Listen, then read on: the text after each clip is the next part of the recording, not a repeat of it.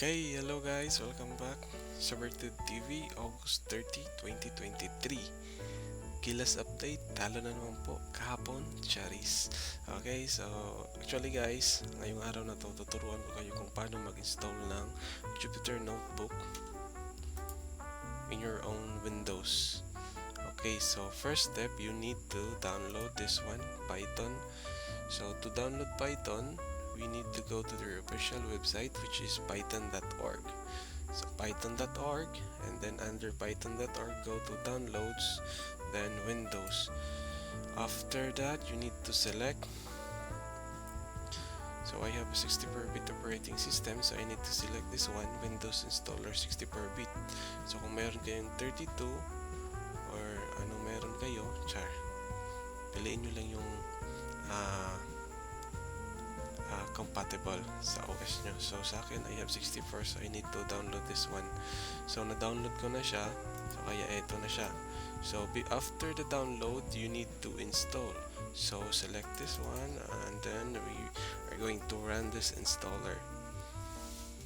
So antayin lang natin ma-install. So actually may na-install na ko, but older version siya. So okay, try natin to upgrade. So I need upgrade ko lang. Then revert software. Okay, yes.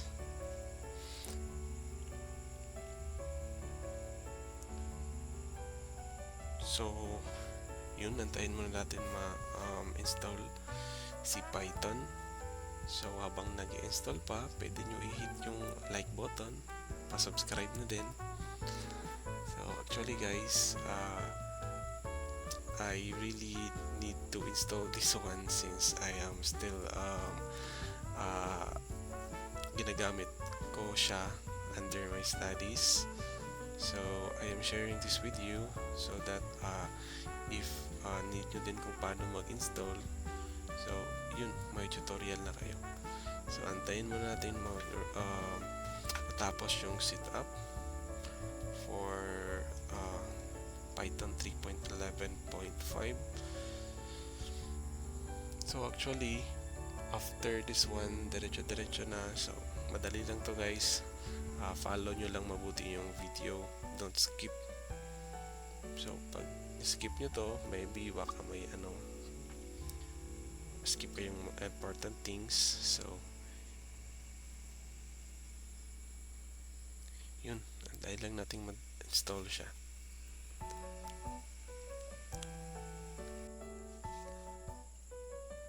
Okay, so natapos ng installation, setup was successful. Sige, close lang natin to. The next step, we need to go to call this C, then go to user. So under users, select this one, and then updata. We need to find the updata. Actually guys, di na siya makikita kasi you need to go to view, and then under view you need to check this hidden items. So after, show you, so nawala yung data. So you need to check this checkbox, and then appear na yung updata. So open updata, and then go to local, and then go to programs, then go to Python, then Python 311. Then under Python 311, go to script folder. So dito na tayo sa script folder. So select lang natin tong path sa taas, then type cmd, then enter. Okay, so nag-appear na yung cmd natin under sa path ng script for Python 311. So next step, we need to install Jupyter. So how to install? pip install Jupyter. Okay, then hit enter. So magda-download na yan. Collecting Jupyter. So tayo lang natin matapos yung download. So it depends on your internet speed. So pag malakas yung internet mo, mas mabilis yung download, so mas madali siyang mag-i-install.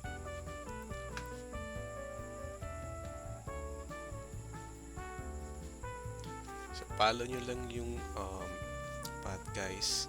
For example, kung anong naka-name sa ano nyo, sa user, for example, nakapangalan sa'yo. So punta ka lang sa local destiny user, then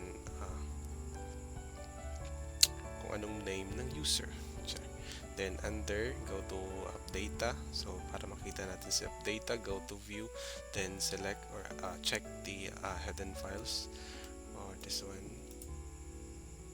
hidden items. Then after that, go to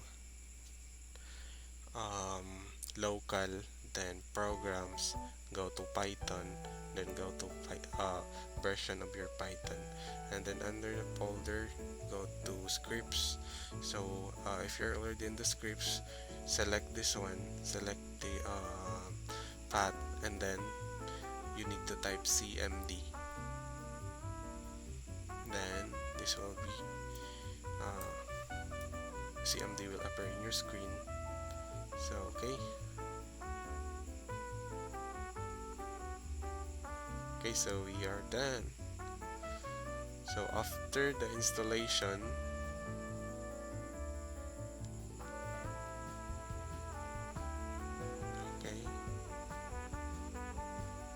okay, so we need to add another path. So after this, after the installation,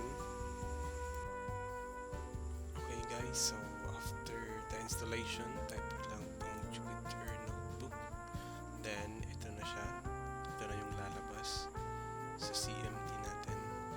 So pinalagyan natin ito siya, makikita natin yung local host. So okay, ito. So to access the server, ito siya, dito natin makikita. So or else to access the server, we can also use the URLs. So for example, ito siya, kakopyahin lang natin to, copy, then for example gagamitin nyo siya sa Chrome. Ito lang tayo sa Chrome. Okay, so new, then control paste. So ito na siya. So narito na tayo sa ating Jupyter notebook. So yun lang kadali mag-install. Okay, so